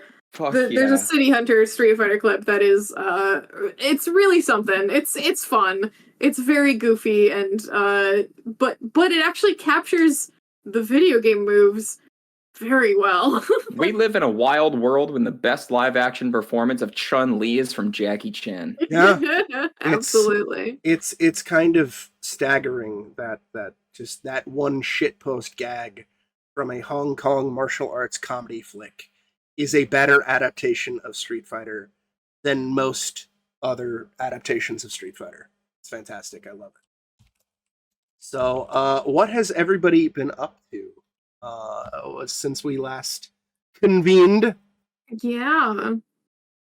That's a good question. I need to kind of retrack my last couple weeks. All right. Well, Kat, go first. I got a couple of things. So I started playing the newest game from Cyan Studios or Cyan Worlds, which is called Firmament.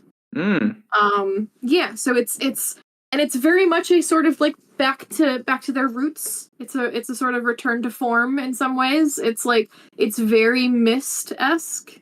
I was really digging it, but then I got hit with like a massive fucking headache, and I ended up like having to take like a week off of it to like recover. So instead of playing that, because that was way too much brain power for me in my sickly state, I will be coming back to it. I do want to finish it. I was really digging. I played like 2 hours, I think. I was really digging it so far, and yeah, I'm definitely going back to it. But instead, I finally caved and I went and bought Tears of the Kingdom. Yeah. Yeah, because like there are puzzles there, but they're much lighter than a Myst puzzle by all accounts. And so far, so good. I'm not super far into it, but I'm enjoying it.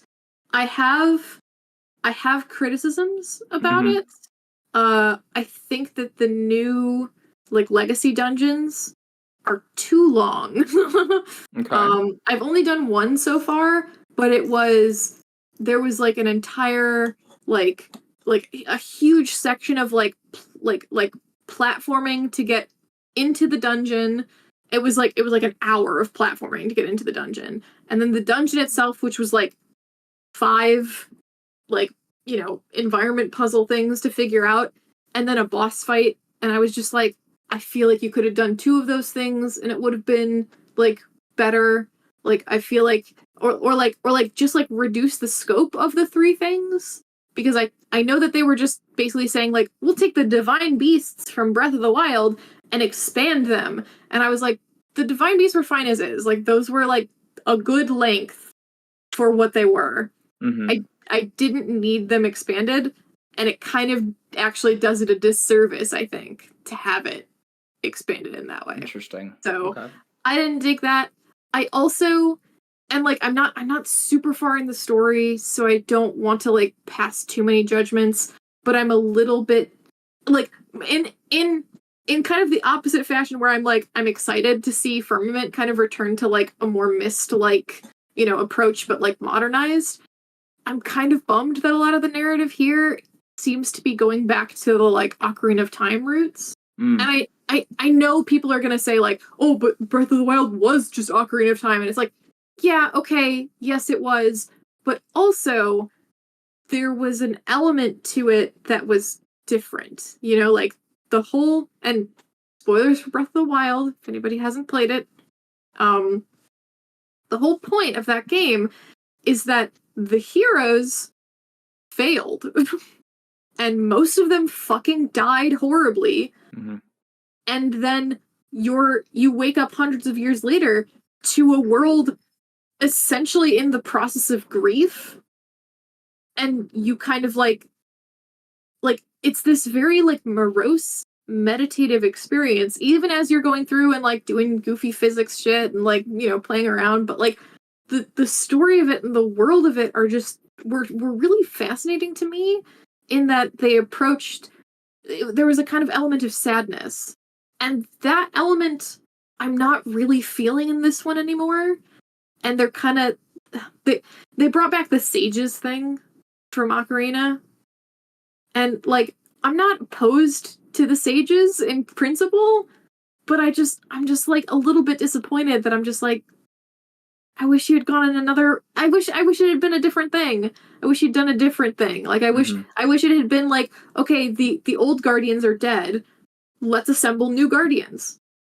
Like let's get a new team together, right? And like figure it out that way. Like the sages stuff, I'm just like, I don't know.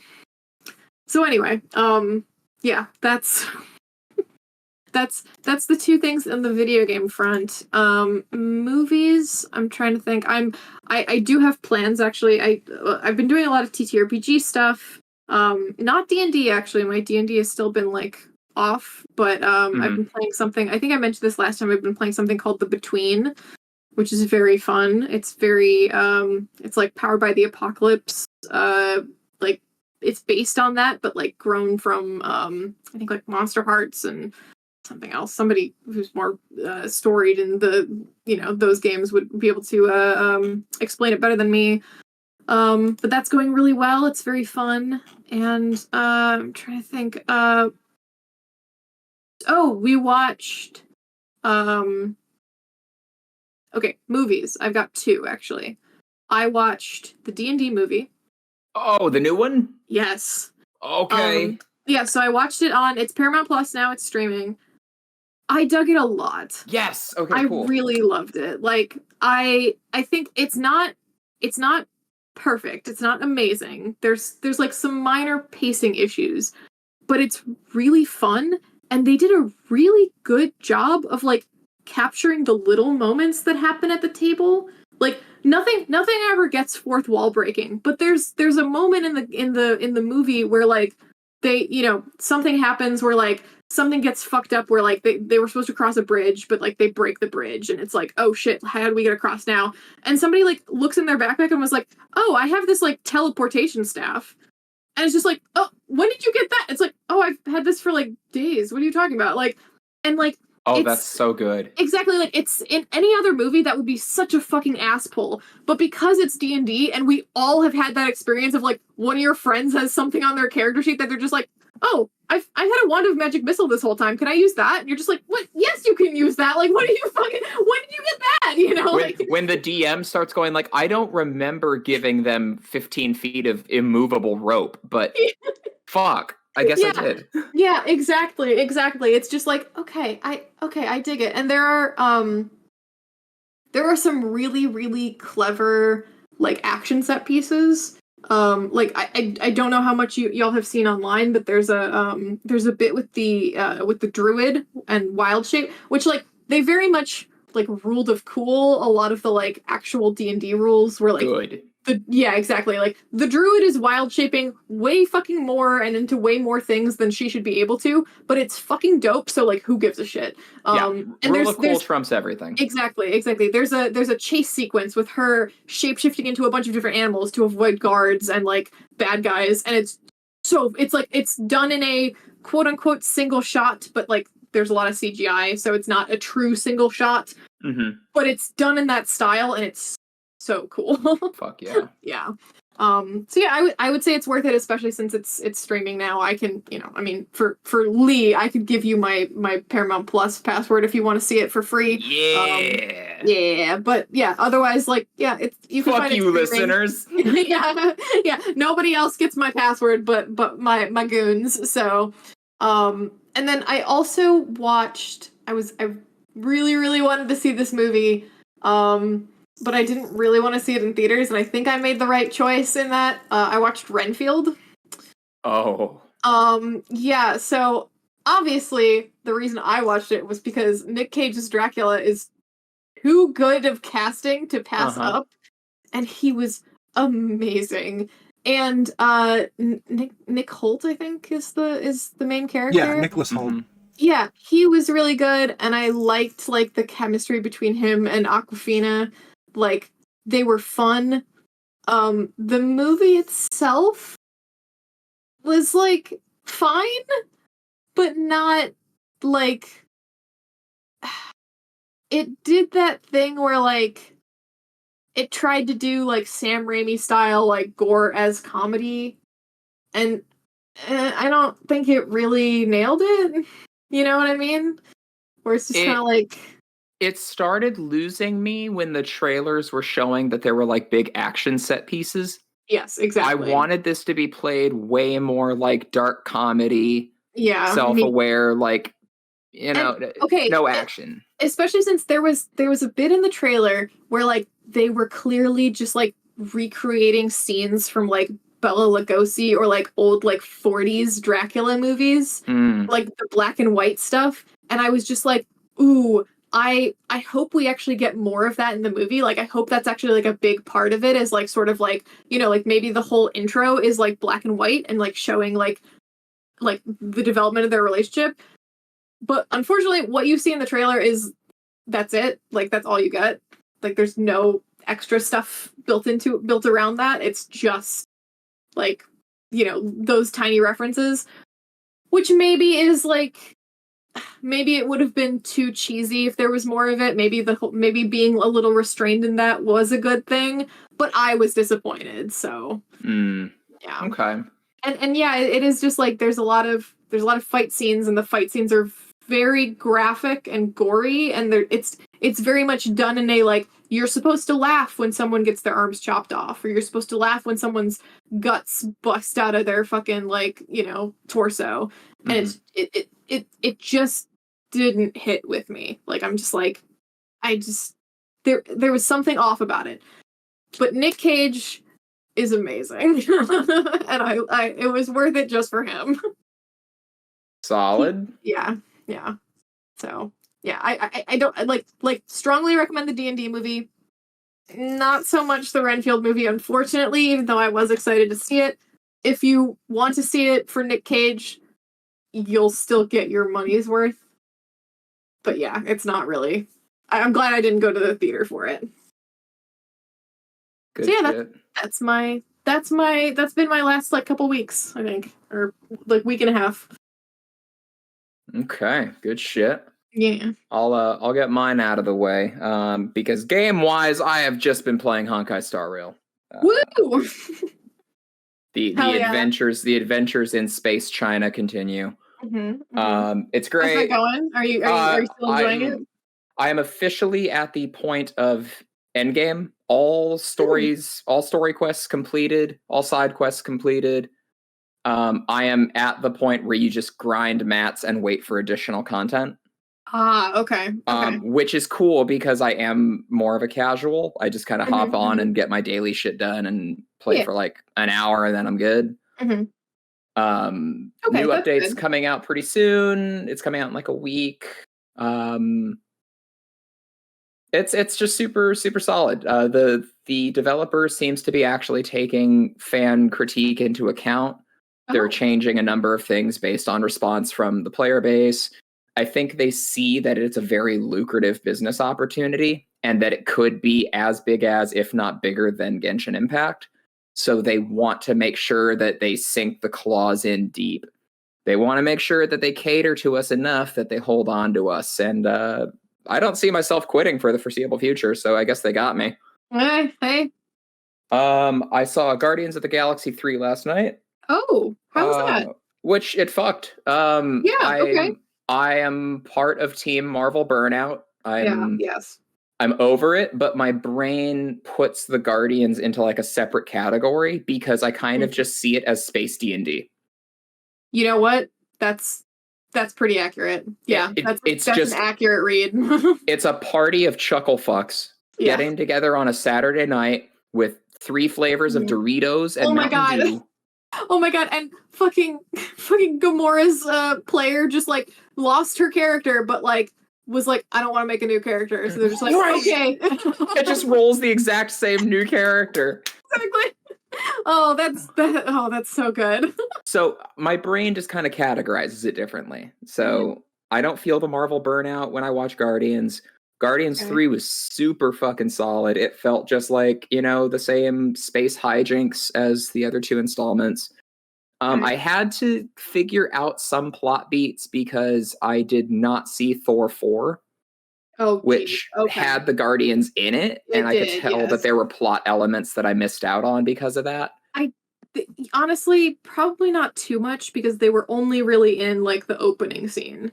Okay, cool. There was a bit of like, and yeah, Thor 4 isn't worth it. So don't. Okay. I heard Christian Bale was good, and that was about it. Yes, Christian Bale is great. But yeah, but he's not even in the movie. Like you know, for what I was saying about like Nick Cage in Renfield is worth the movie if you want to see Nick Cage. Like Christian Bale isn't in the movie enough to justify watching it just for him. Copy that. So YouTube a compilation of all Christian Bale Thor 4 scenes. Correct. Got it. Okay, that checks out. And then, yeah, it was basically just like Thor was part of their group for a bit, and like they were kind of going around helping people, and then basically ended up being like, "We're gonna part ways. See ya." That's pretty much the gist of it. I don't think there was anything much deeper. Yeah. And then there was a very short Christmas special that they did on the streaming service where they kidnapped Kevin Bacon. Oh. I don't think I missed anything super important in there, except it features a cameo from one of my favorite bands, the old 97s. I haven't watched either, but to my understanding, the biggest plot revelation from the Christmas thing is that Mantis is actually Star-Lord's half-sister. Oh, what? Yeah. Oh, okay. Yeah, there you go. All right. Oh, because of Ego fucking everything in the galaxy. Yeah. That tracks. Okay. Yeah. That tracks. Yep.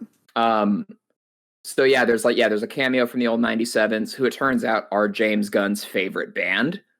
So like that's awesome. Mm-hmm. But yeah, so I saw Guardians 3. It rocked. I'm still firmly in the Guardians pocket. Most of my new shit lately has actually been music. A couple days ago, I had the privilege of seeing The Cure when they came in through town. Ooh. And holy shit, do they still have it? Yeah. I mean, I don't care how many decades The Cure have been doing their thing. Dude, that's awesome. I've been to hundreds, I don't exaggerate, hundreds of concerts in my lifetime. Oh, It's what my dad and I did to bond growing up. Oh. Yeah. This is one of the tightest musical performances I've ever heard. They absolutely killed it.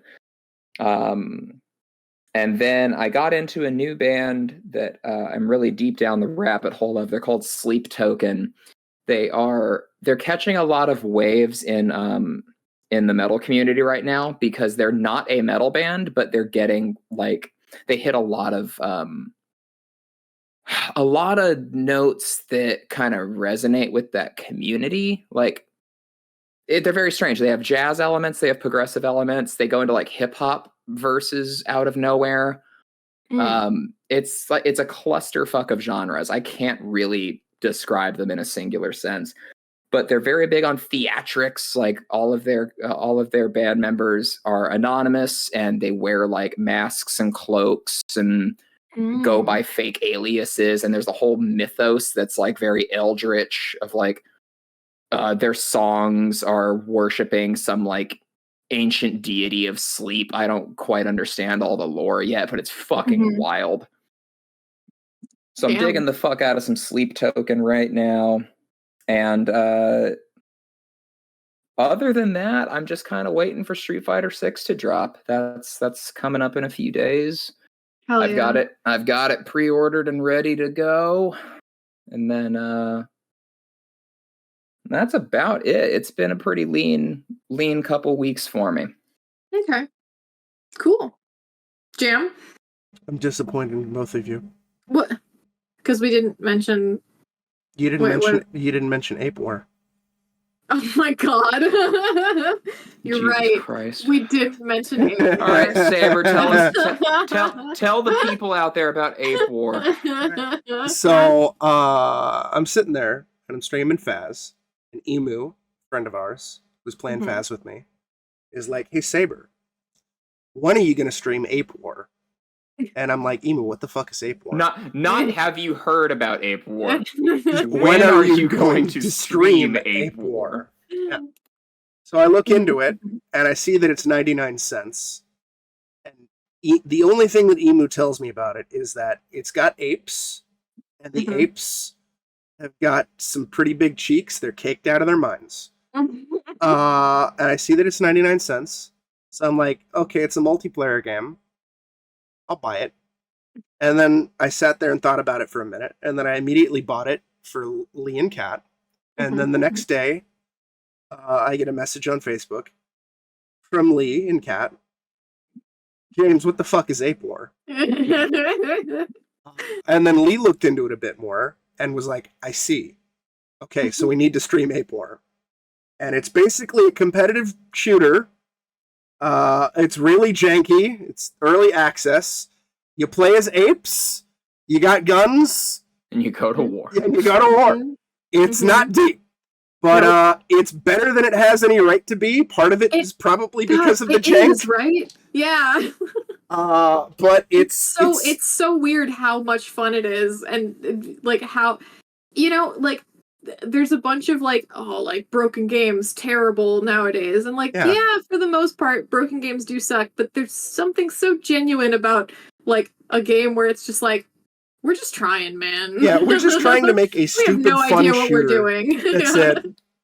It's a stupid, fun shooter. But yet they do kind of know what they're doing, because like the shooting actually kind of feels really good. Yeah, and there's some attention to detail stuff, like the fact that the apes have to raise the guns above their head to aim.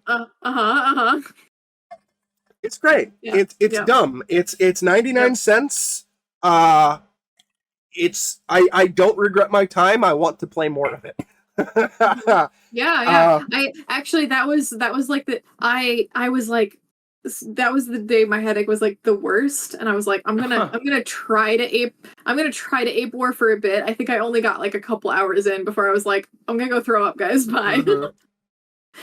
And boy did I. Yeah, so I mean, I do want to make Ape War a regular staple of the channel for the foreseeable future. Oh fuck yeah. Because let's do it. You can do private matches, it's 99 cents, it's stupid, it's fun. Yeah, don't put bots in, because that makes your match unprivate for some reason. No, it turns out we realized it's not even just because of the bots, it's just the last update broke private matches. Any match where it was just us private, we lucked out. Because there's barely anybody playing Ape War. Oh, so we got like a false positive where like turning off the bots didn't. Oh, that's wild. Yeah. Okay, so it's just the password system is just a janky piece of shit. Okay. Yeah. Hey, there you go. It's great. There you go. So yeah, it's great. In terms of other games, Alone in the Dark released a prologue demo, playable teaser. It seems mostly just to kind of showcase the vibe of the game and showcase celebrity casting. I'm not sure the actress's name who's playing Emily. I hadn't heard of her before. But they got David Harbour to play Edward Carnby. Ooh, okay. So that could be pretty good. This is like a strict reimagining of the first Alone in the Dark. So it's like 1930s Lovecraftian detective noir inspired. This could be really, really, really cool. That's the awesome. Prologue demo, just watch somebody play it. It's like 8 minutes. It takes longer to install than play. Oh jeez. It showcases like kind of the vibe that they're maybe going for, but like it's just a walking sim demo basically of like a preview thing. In terms of other video games, I got some keys for some stuff.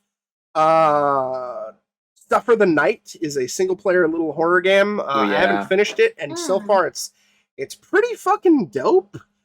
It's genuinely creepy and unsettling. Like, the premise is you're some lady, you're in your house, it's the middle of the night in the 1980s. There's a ring on your doorbell, and when you go and somebody slipped the floppy disk through the mailbox, and you input it, and there's this weird text adventure game. And then shortly after you start playing it, there's another ring at your doorbell, and there's this creepy man outside who's vaguely threatening to come in unless you beat his game.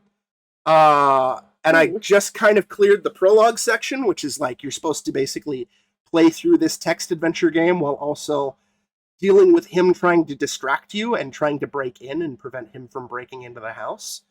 And then you get 10 minutes through the floppy disk, and then it turns into a video of a guy with different types of fruits and vegetables shoving them up his ass.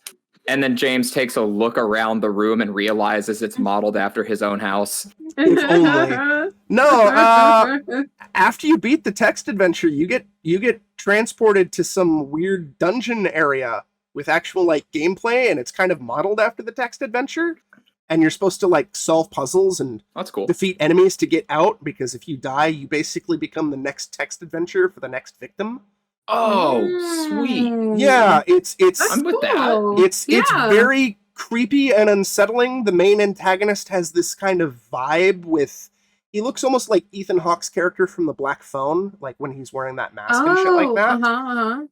And I'm not so super just beat the hell out of him. Yeah, I'm not super far into the game, but it seems like there's like eldritch undertones and like Hellraiser references, because throughout the game you stumble across like audio diaries, audio logs, and some of them are from the developer of like the original game, and he's talking about how he wants to make this super great game, but like current tech at the time isn't like up to snuff, and he stumbles across this brand new form of programming code, brand new programming language named Leviathan, and I'm like, my dude, are you channeling Hellraiser? Hell yeah. Is this Hellraiser programming code? I was just about to say that. I have such sights to show you. So, like, I'm gonna make you come. I'm only an hour and a half to 2 hours in, but so far it's really good, and I'm looking forward to diving in more to it. In terms of some other key stuff, I got access to Starship Troopers Extermination. Yeah, I would like to know more. Yeah, it's I only got to play it for about an hour and a half. I do want to play more of it though. It's a 16-player co-op game. Basically, you drop in on a ugly planet, a bug planet, and you have to complete a series of objectives as a 16-player squad. There's base building mechanics of like you constructing makeshift turrets and walls to kind of like hold out and protect like little things, and after you complete all your objectives, you have to quickly extract. Okay. It's like an early access shooter, but like it's pretty fun, and like if you're a fan of like the Starship Troopers movie from Paul Verhoeven, it hits that vibe of just like, why hasn't there been a Starship Trooper game like this before? Like it's pretty dope. I would like to play more of it, especially if we can get like a group of people playing it, like a full, it doesn't even have to be like a full 16 players, but like just 4 or 5 of us in like a squad, just murdering bugs. Yeah, I'd be down. Yeah. I love me some Starship Troopers. Yeah. Hell yeah. And then the next is not a full game. I guess the full game is coming out this August, but I received a key for the technical test of the Texas Chainsaw Massacre. Which boy. It's basically like your Dead by Daylight or Friday the 13th style game. It's primarily influenced and inspired by the first film. They got Kane Hodder to do the motion capture for Leatherface. In this tech test, it's a 3v4 game. So you have the killers, and which is the family, and then you have the survivors. And in terms of the killers in the tech test, they have Leatherface, they have the cook, and they have the hitchhiker, and they have 4 Randy survivors. The 4 Randy survivors wake up in the family basement, and they have to basically sneak around the basement and try to find a way to escape, whereas the killers have to basically, kill them, and collect their blood and feed it to Grandpa, who gives them buffs by being able to like see the opposing team and stuff like that. Feed blood to Grandpa to acquire buffs. Yeah, it's again, I didn't play much of it, and it's just a technical test. I hopefully can squeeze in some more matches today, but it seems promising. It's definitely no stupid leatherfuck nonsense. It's of course a tech test for the full game, so it's a little buggy, but it's neat. For anybody who's into that like horror multiplayer shit of like killers versus survivors and whatnot, it's fun. Yeah. Watched Samurai Cop for the first time last night, and that was a fucking riot. Yeah. I've only seen clips of it. Yeah, we watched both that and my Miami Connection. I've seen both, but only as riff tracks. So the interesting thing actually is that like and it might just be that it's been a really long time since I've seen Samurai Cop, but they don't, they do censored versions. They don't have I don't believe they have all of the sex scenes in the riff tracks versions. So I was very much like, oh, whoa, like this is new. Yeah. There's a lot of nudity in that movie. There's a lot of nudity in that movie. Yeah, there is. But does it have Neil Breen's balls? It does not. Sadly. No, but it does have God, God, what the fuck is his name? Gerald Akamura. Akamura. Yeah, you see his taint. Yes, right up his. He's Thank wearing God. Speedos, Thank but God. you see his taint. Yeah. And Bless. you see Matt Hannon's dong through Speedos. Very good. Yeah. It's a fun movie. If you like So Bad They're Good movies and you haven't seen Samurai Cop, give it that a go. And in terms of, like, I guess my new reoccurring thing of just YouTubers, I've already talked about it to Lee and Kat off stream, off cast. I don't think I've discussed it on the cast, but I've been recently getting into Ghost Files / BuzzFeed Unsolved Supernatural, which is basically imagine Ghost Adventures, but, like, genuinely good. Because you got a believer and you got a skeptic, and they play off each other really well. They're friends. They don't ham up every single, like, little bit of whatever. Like, ooh, this is 100% guaranteed haunting, such compelling evidence. Like, they do what they can to disprove stuff, or, like, at least try to disprove stuff. They're constantly talking shit to each other. It's just two friends goofing off on a haunted house, and, like, it's basically me playing Faz, except for as a fucking ghost hunting show, and I kind of love that. It's genuinely funny. Yeah. I very much appreciate the fact that they're not taking things remotely seriously. They're not exploiting their dead friends or real world atrocities. And their dynamic is really funny, especially since, like, again, the believer is super scared of ghosts and, like, genuinely terrified, and the skeptic is constantly, like, trying to scare him and, like, take shit not so seriously. I had only just recently realized that that whole meme of hey there demons, it's your boy, is from these two, and it's like, yeah, this makes sense. This makes total sense now. And that about does it for me. Yeah, we did have a viewing.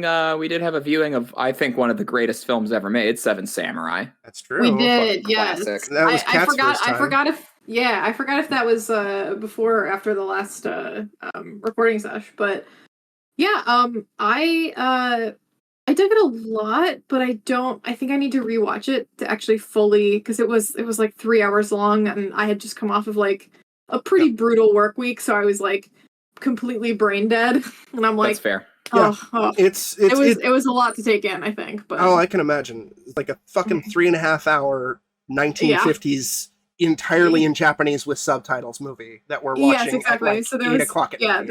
Yeah, exactly. So I was like passing out, and also, like, oof. Yeah, it's a damn fucking great movie. It's not my favorite Kurosawa movie, but it's fantastic. And Mifune is great. Mifune best boy. Mifune best boy, yeah. Yeah, so all right, goons. I guess that does it. Any final thoughts? Any final things? Street fight. King of Fighters, King of Fighters. Fighter. Tekken. What? Clay Fighter. To push the Whopper button. Yeah. Primal Rage. All right, so everybody sign out. Okay. It's me, Kat, aka the Attack Cat on Twitch. I don't know when I'm gonna be streaming next. I'm going to Japan in, like, 2 weeks. Yeah. So Ooh. yeah, I think we might try to get another podcast recorded before then. But if not, I'll tell y'all all about my cool Japan trip next time we're back. Yeah. How long are you gonna be there?